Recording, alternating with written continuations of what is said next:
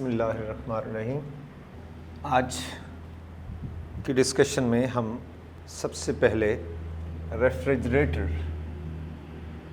What is refrigerators, a heat engine working in a reverse cycle, heat engine working in a reverse cycles. तो ये कैसे मैंने ये अल्फाज लिखे, इसको एक डायग्राम्स के अंदर बना के एक्सप्लेन करता हूँ कि ये हॉट बॉडी है, ये कोल्ड बॉडी है, ये हाई टेम्परेचर्स, लो टेम्परेचर, और इनके दरमियान में ये है एरोज़। सारे एरोज़ उलट कर दें, Q2 here is Q1 और ये work done which is Q1 minus Q2। तो ये है heat engine working in a reverse cycles. हमने हीट इंजन के सारे एरोज़ उलट कर दिए। हमने हीट इंजन के सारे एरोज़, हीट इंजन के अंदर ये एरो इधर, ये आउटवर्ड मीन हीट एब्जॉर्ब होगी, कुछ रिजेक्ट होगी, कुछ वर्क होगा। अब इसका रिवर्स है कि work done on the system है, as a result heat is flowing from cold body to the hot body. ये है रेफ्रिजरेटर्स। लॉ ऑफ नेचर्स क्या है कि हीट का फ्लो हमेशा हॉट बॉडी से कोल्ड बॉडी की तरफ होता है। लॉ ऑफ नेचर क्या है, हीट का फ्लो हमेशा हॉट बॉडी से कोल्ड बॉडी की तरफ, हाई टेम्परेचर से लो टेम्परेचर की तरफ होता है। लेकिन रेफ्रिजरेटर्स के अंदर क्या हो रहा है कि जो चीज़ हमने उसके अंदर रखी है वो मज़ीद ठंडी होती जा रही है। इसका मतलब हुआ कि उससे हीट हम एब्जॉर्ब कर रहे हैं, उससे हीट हम ले रहे हैं और रेडिएट किधर कर रहे हैं, बाहर इन द सराउंडिंग्स। रेफ्रिजरेटर्स की बैक के ऊपर एक जाली लगी होती है, उसको हाथ लगाएं तो गर्म होती है। इसका मतलब है कि वो हीट जो चीज़ों से निकाली जा रही है वही बाहर रेडिएट हो रही है। But this all is on the cost of external energy. हम बिजली देते हैं, इलेक्ट्रिकल एनर्जी सप्लाई करते हैं, तब रेफ्रिजरेटर जो है वो वर्क करता है, अदरवाइज़ ये उसके लिए मुमकिन नहीं है। तो ये इसकी सिस्टम है जिसके अंदर ये ऑपरेट करता है। और ख़ास बात, अगर इम्पोर्टेंस है Q2 की, तो ये रेफ्रिजरेटर है जो गर्मियों के अंदर हम इसका इस्तेमाल करते हैं। और अगर इम्पोर्टेंस हो जाए Q1 की, जो हीट सप्लाई हो रही है to the hot body, to the surroundings, तो फिर इसको हीट पंप कहा जाता है, जिसको सर्दियों में हम इस्तेमाल करते हैं। कमरा गर्म करना है, अगर हमने कमरा गर्म करना है तो यही रेफ्रिजरेटर जो है अब ये हीट पंप का रोल प्ले कर रहा है। और हीट पंप के अंदर इम्पोर्टेंस जो है वो किसकी होगी, Q1 की होगी। रेफ्रिजरेटर्स के अंदर इम्पोर्टेंस किसकी होगी, Q2 की होगी, कि कोल्ड बॉडी से हम कितनी हीट एनर्जी जो है वो निकाल रहे हैं, एब्जॉर्ब कर रहे हैं।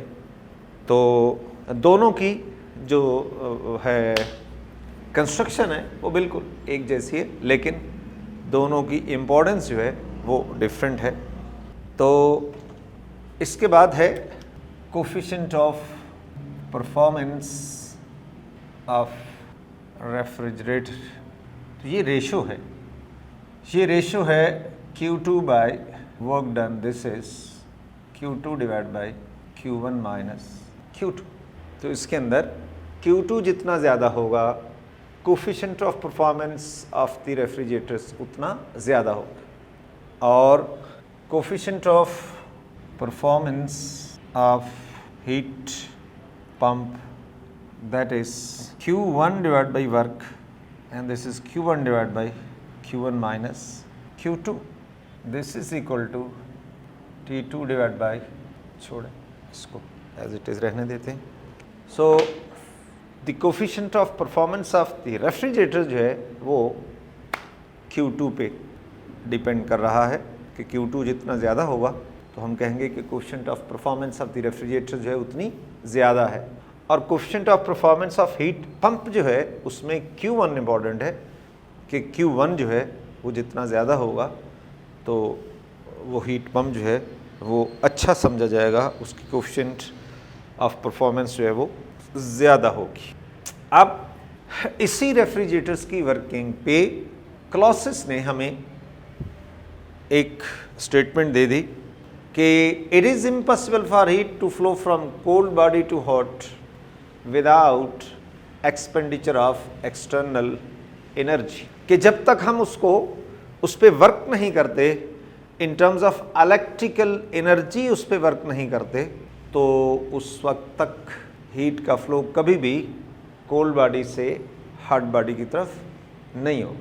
तो उस वक्त तक हीट का फ्लो कोल्ड बॉडी से हॉट बॉडी की तरफ नहीं होगा।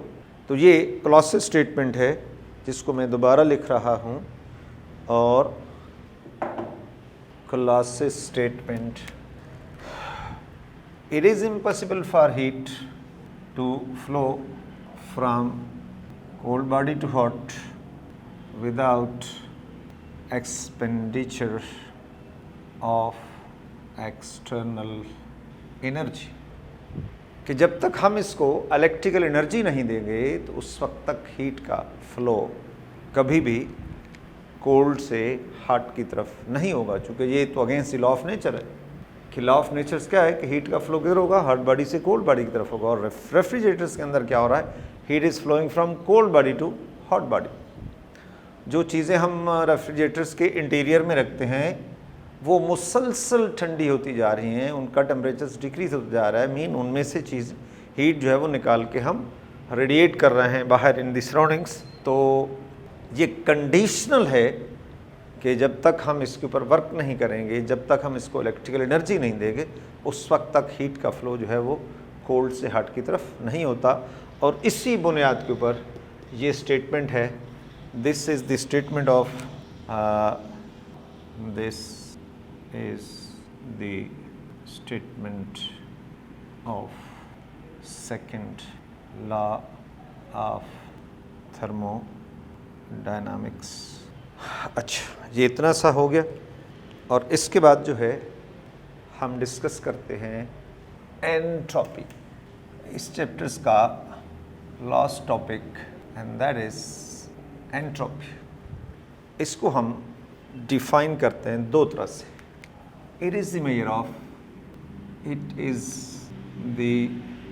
measure of unavailability of heat energy for useful work।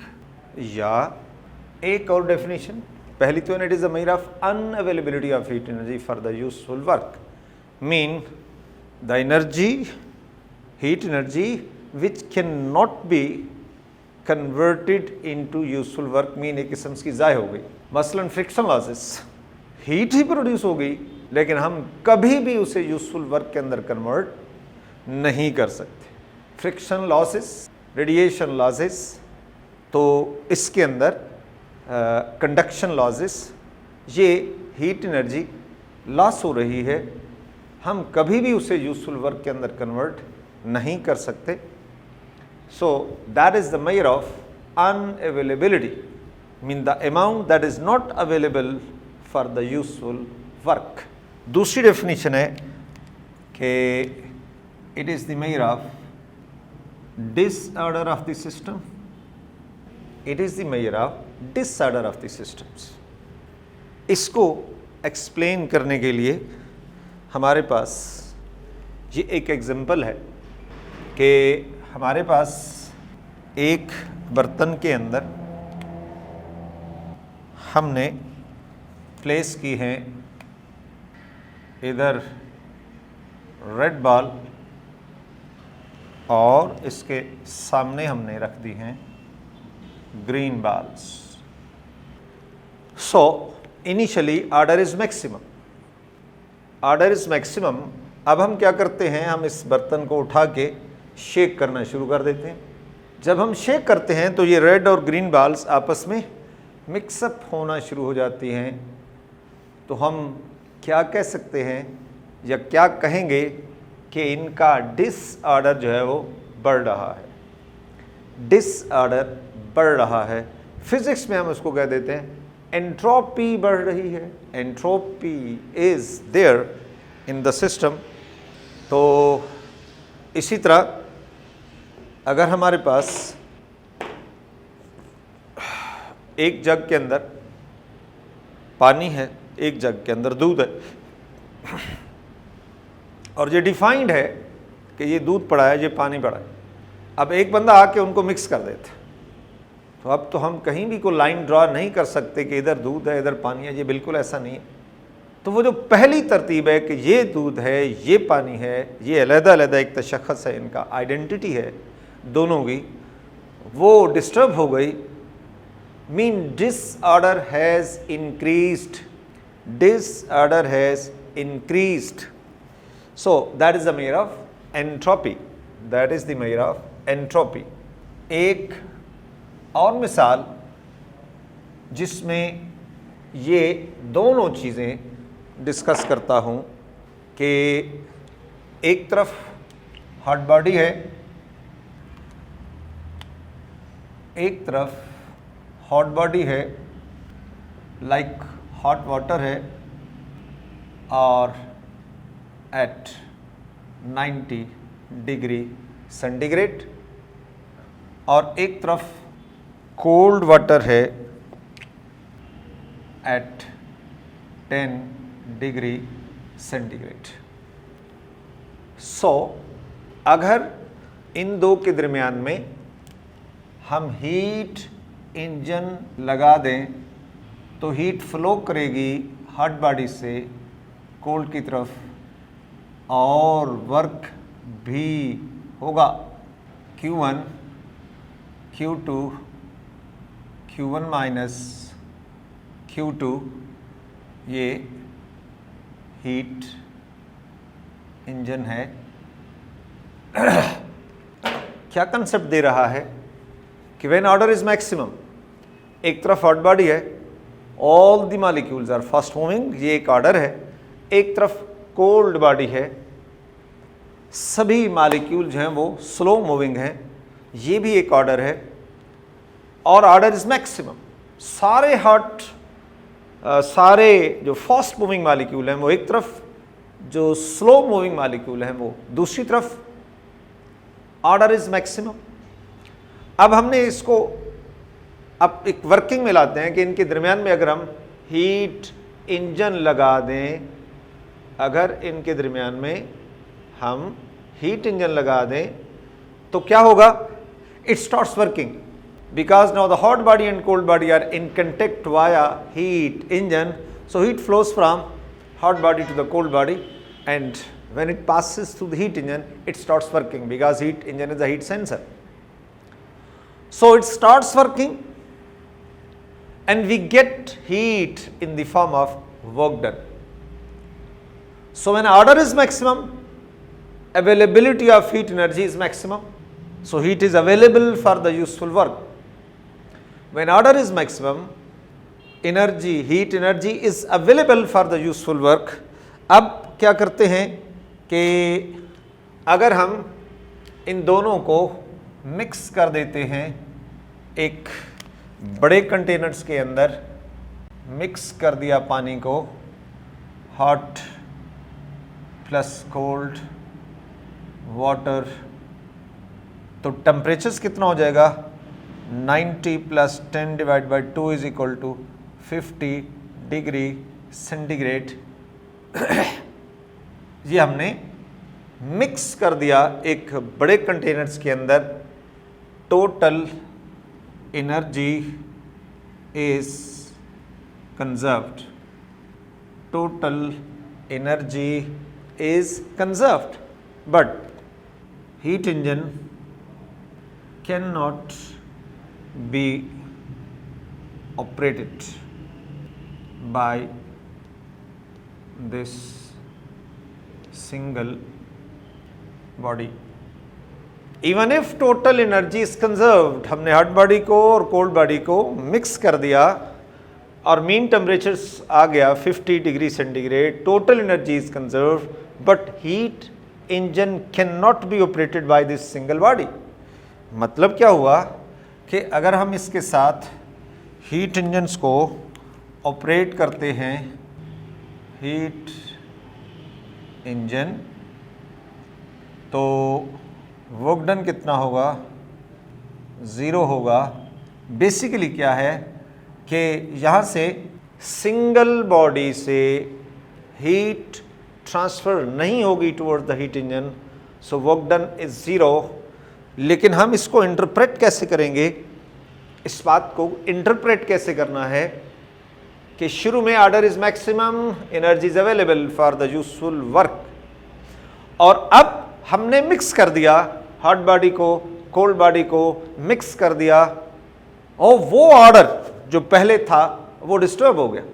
We can say that this order has increased on mixing hot and cold water. This order has increased, and we see that heat energy is not available for the useful work. In other words, unavailability of heat energy for the useful work has increased. When the order was maximum, energy is available for the useful work. Now mix कर दिया hot और cold waters को, disorder has increased. अब हम नहीं कह सकते कि hot किधर है, और हम कोई line of action जो है ड्रॉ नहीं कर सकते कि इधर cold है इधर hot है, नहीं, वो आपस में मिक्स अप हो गए हैं। So we say that disorder has increased, और जब disorder increase हो गया, now engine cannot be operated, so work done will be 0.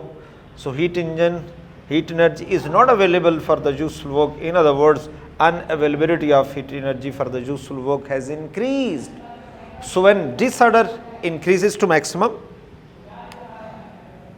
when disorder increases to maximum, unavailability of heat energy for the useful work increases to maximum. In other words, entropy has increased.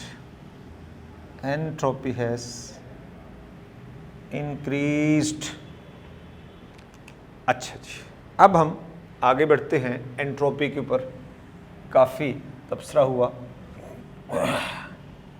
Entropy is similar to that of pressure, volume, temperatures, internal energy.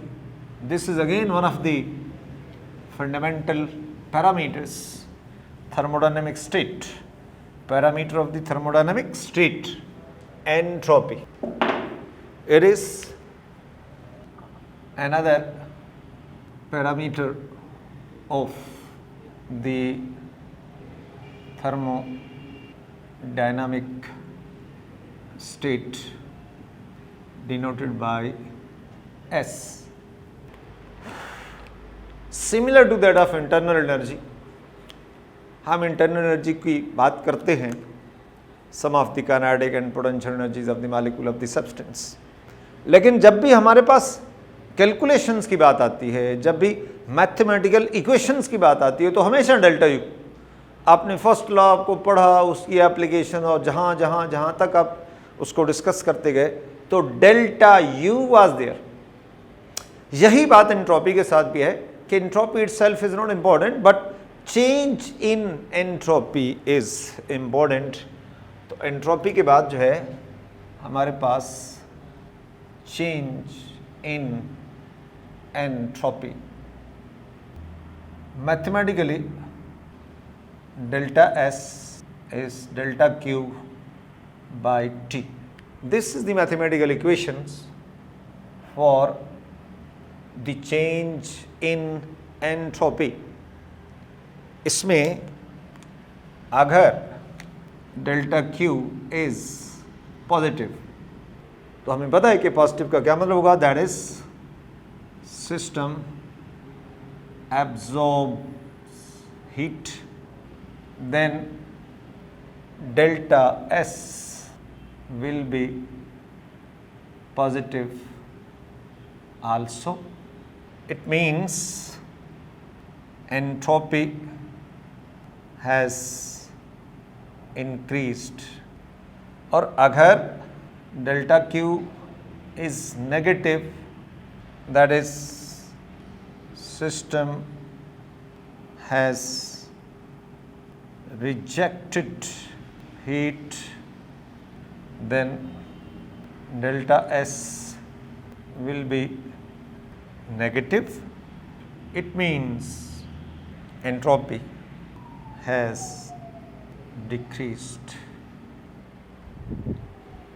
लेकिन ये बात अगर एक body की जा रही है तो कोई हीट देने वाला है, कोई हीट लेने वाला है, तो जो हीट लेने वाला है, एब्जॉर्ब करने वाला है, तो उसके लिए तो कह रहे हैं कि एंट्रोपी इंक्रीज हो गई, और जो देने वाला हीट उसके लिए क्या कह रहे हैं, डिक्रीज हो गई। और जब हम नेट चेंज को देखा करते हैं, नेट चेंज, तो फिर क्या ऑब्जर्वेशन है कि वो तो एंट्रोपी हमेशा जो है वो हमेशा बढ़ जाती है, एंट्रोपी हमेशा इंक्रीज होती है। तो इसमें आप एग्जाम्पल्स से जो है कैलकुलेट कर सकते हैं कि मसलन 0.1 kg of ice is dropped in a tank of water at 50 degree centigrade. क्या होगा, ज़रा हीट मेल्ट हो जाएगी। हीट कहाँ से आई, पानी से आई, और आइस ने उसको एब्जॉर्ब कर दिया और मेल्ट हो गई। अब 0.1 kg of ice in a tank of waters, mean बहुत बड़ा पानी है, पानी की जो अमाउंट है, tank of waters big amount, और टेम्परेचर भी माशाल्लाह जो है वो 50 डिग्री सेंटीग्रेड है। तो इसमें heat absorbed by the ice कितनी होगी, heat absorbed by the ice, this is M into H F, heat of fusion of ice, heat of fusion of ice। तो हमारे पास this is mass of the ice is 0.1 kg और heat of fusion of ice 33600 joules per kg। तो ये 3360 joules। तो ice melt जो होती है वो 0 डिग्री सेंटीग्रेड के ऊपर आइस मेल्ट होती है। So the change in entropy basically this is increase in entropy of ice, this is Q by T। So this is 33600 by 0 plus 273, 0 plus 273, और ये पॉजिटिव आएगी। क्यों पॉजिटिव होगा ये, इसलिए कि आइस हीट एब्जॉर्ब करती है। अब हमने देखना है कि change in entropy of water जो है, चूँकि पानी हीट दे रहा है, आइस मेल्ट होती है, तो हीट कहाँ से लेती है अपनी मेल्टिंग के लिए, पानी से लेती है।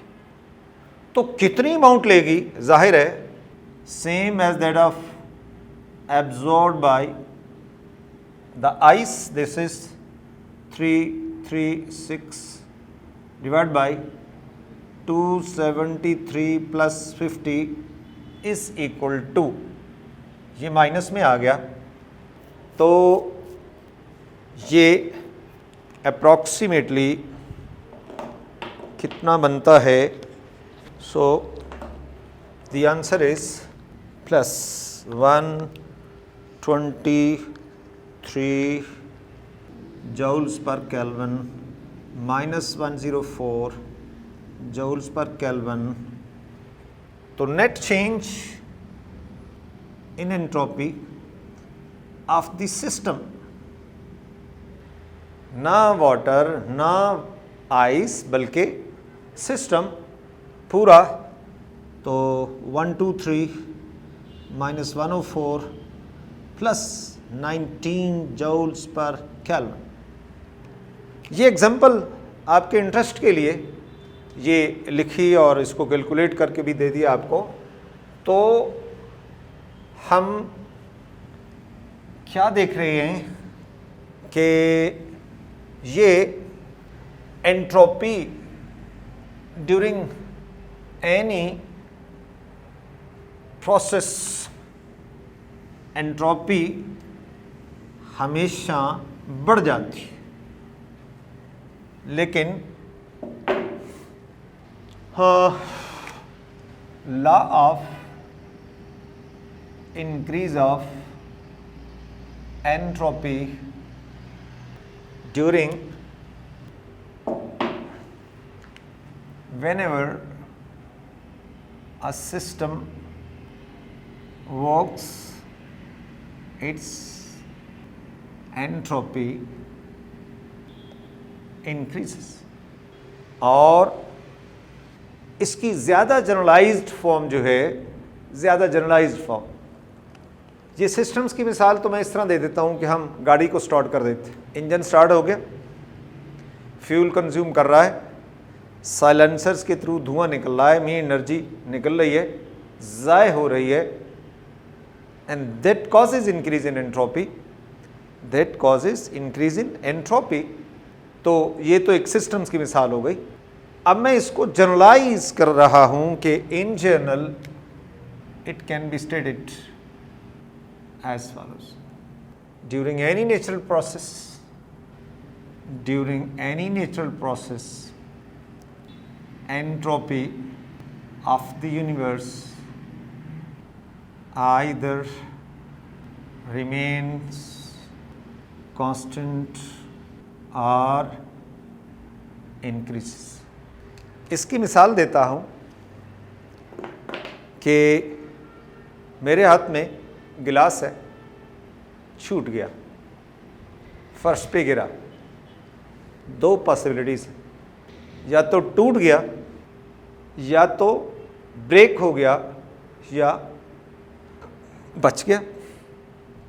अगर तो गिलास बच गया तो फिर हम उसको उठा के इस्तेमाल में लाएंगे, आइदर रिमेन कांस्टेंट का ये मतलब होगा, और इंक्रीजेस, ब्रेक हो गया एंट्रोपी बढ़ गई, ब्रेक हो गया तो एंट्रोपी बढ़ गई।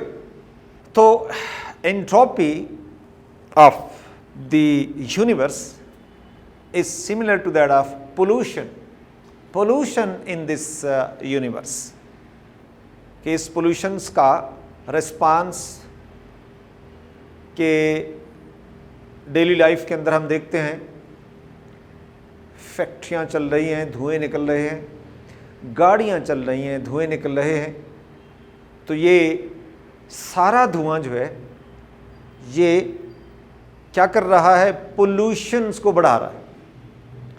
एज अ रिजल्ट हमारी इस यूनिवर्स का टेम्परेचर्स बढ़ रहा है, हमारी इस यूनिवर्स का टेम्परेचर जो है वो इंक्रीज हो रहा है।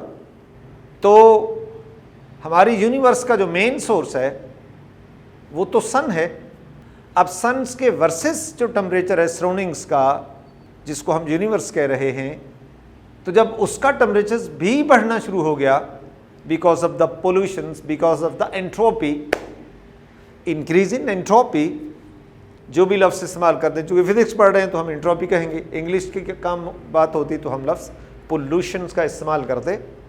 तो ये लॉ क्या कह रहा है, एंट्रोपी बढ़ रही है और एज अ रिजल्ट यूनिवर्स का टेम्परेचर बढ़ता जा रहा है। Degradation of energy has increased because of the increase in temperature of the universe, degradations, unavailability of heat energy बढ़ती जाएगी और एक स्टेज ऐसी आ जाएगी जिस पे यूनिवर्स का टेम्परेचर और सन का टेम्परेचर्स इक्वल हो जाएंगे। वैसे तो ये एक थ्योरेटिकल बात है, इसको इमेजिन्स करते हैं कि हाँ पोल्यूशंस का इफ़ेक्ट नेगेटिव, इसी वजह से अब दुनिया के सभी सरबराह हर साल मिल के एक जगह बैठ के इस पोल्यूशंस के ऊपर जो है वो बात करते हैं कि तो ये पोल्यूशन जो है वो यूनिवर्स को खाई जा रही है, तो इसका इलाज क्या है। तो वो जो भी फैसले करते हैं वहाँ पे उसको फिर अप्लाई करते हैं यूनिवर्स के अंदर। तो अल्टीमेट एक स्टेज आ जाएगी जिस पे सन का टेम्परेचर और यूनिवर्स का temperature becomes equal. Now what we can say about thermal energy, ख़त्म सारी हीट एनर्जी ख़त्म। हीट नामी चीज़ totally not a single joule is available for the useful work at that stage. That is the degradation of heat energy becomes maximum, or this is what we call heat death. That is what we call heat death. एक idea दे दिया है scientist ने, चाहे हजरत इंसान उस वक्त तक मौजूद हो, यकीनन नहीं होगा वो उन कंडीशंस के अंदर हम हजरत इंसान जो है वो रह ही नहीं सकता, कि उसको तो एनर्जी चाहिए, हर वक्त चाहिए, उसके बगैर तो उसका जीना ही मुमकिन नहीं है। तो इस वजह से हजरत इंसान की बात मैं छोड़ रहा हूँ, जिएगा या मरेगा, लेकिन हम सिर्फ फिजिक्स का एक पॉइंट ऑफ व्यू दे रहे हैं कि because of this entropy which is go on increasing according to the law, so as a result temperature is go on increasing of the universe. A stage will come when the temperature of the universe becomes equal to that of sun, तो temperature difference throughout zero हो जाए। temperature difference नामी चीज खत्म। तो heat तो है ही temperature difference की वजह से, ये सन से हमारी तरफ जो हीट आ रही है वो क्यों आ रही है, this is all because of the temperature difference. Sun का टेम्परेचर हाई है, हमारी यूनिवर्स का टेम्परेचर लो है, और heat is flowing from sun to the universe to this earth also. तो अगर एक स्टेज ये आ जाए कि सन का टेम्परेचर और हमारी इधर ज़मीन का टेम्परेचर जो है वो बराबर हो जाएंगे, तो हीट नामी चीज़ ख़त्म हो जाएगी, and this is what we call heat death. So when degradation of energy will be maximum, so ultimate we will face heat death. ये एक आइडिया है, ये एक कंसेप्ट है।